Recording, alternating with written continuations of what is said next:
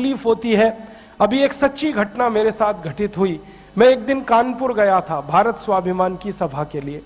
तो कानपुर के railway station पे उतरा। उतरने के बाद शहर में बाहर आने के लिए नीचे पुल पर से उतर के आया तो एक छोटी सी चाय की दुकान थी। उस पर एक बेटी और एक माँ और एक छोटा सा बेटा आपस में बात कर रहे थे। वो क्या बात कर रहे थे? वो कह रहे थे, माँ हम गरीब क्यों हैं? तो कान में मेरे शब्द पड़ गए। मैंने कहा ये इस तरह का प्रश्न कोई अपनी माँ से पूछे तो मुझे लगा ये कोई साधारण लोग नहीं है, कुछ तो इनमें असाधारणपन है। चल के पूछा जाए कौन लोग हैं, परिचय लिया जाए। तो मैं गया उस दुकान पे, मैंने पूछा आप लोग कौन हैं? तो उन्होंने कहा कि हम तात्या टोपे के परिवार के लोग।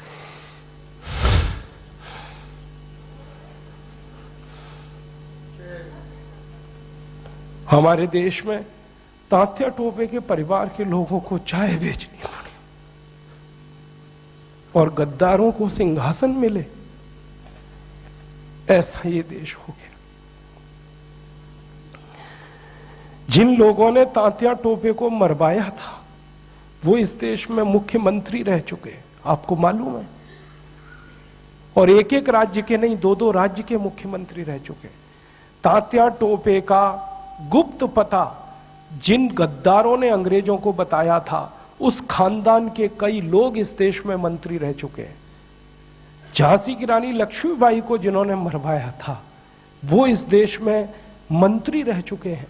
और तात्या टोपे जिन्होंने जवानी लगा दी देश के लिए, उनके परिवार के लोग चाय बेच रहे। ये देश है और ये अब बर्दाश्त नहीं होता, और ये बर्दाश्त होना भी नहीं चाहिए किसी को। क्यों बर्दाश्त होना चाहिए?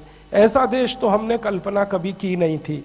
तात्या टोपे ने कभी कल्पना नहीं की थी कि ऐसा देश बनेगा। ये झांसी की रानी की कभी कल्पना नहीं थी, चंद्रशेखर की कल्पना नहीं थी।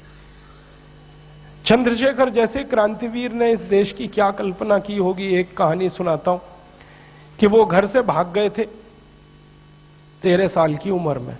माता पिता बहुत गरीब थे, खाने को घर में नहीं था, घर छोड़कर भाग गए, बनारस आ गए, क्रांतिकारियों के संगठन में शामिल हो गए।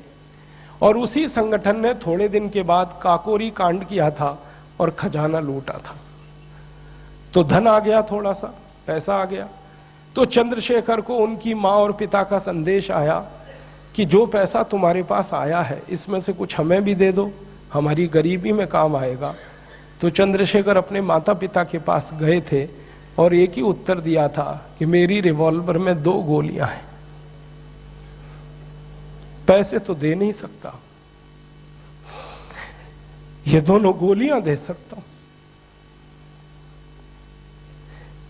ऐसा देश चंद्रशेखर का, ऐसा देश तात्या टोपे का अब लुट रहा है। तो फिर क्या करना चाहिए? तो मुझे लगता है कि अब फिर कोई दूसरी बड़ी लड़ाई की तैयारी करनी चाहिए। एक लड़ाई उन्होंने लड़ी, तात्या टोपे ने, झांसी की रानी ने, चंद्रशेखर ने, अब दूसरी लड़ाई हमें लड़नी पड़ेगी। इसके बिना कोई रास्ता नहीं। और ये दूसरी लड़ाई का ही अभियान है जिसको हम भारत स्वाभिमान कहते हैं।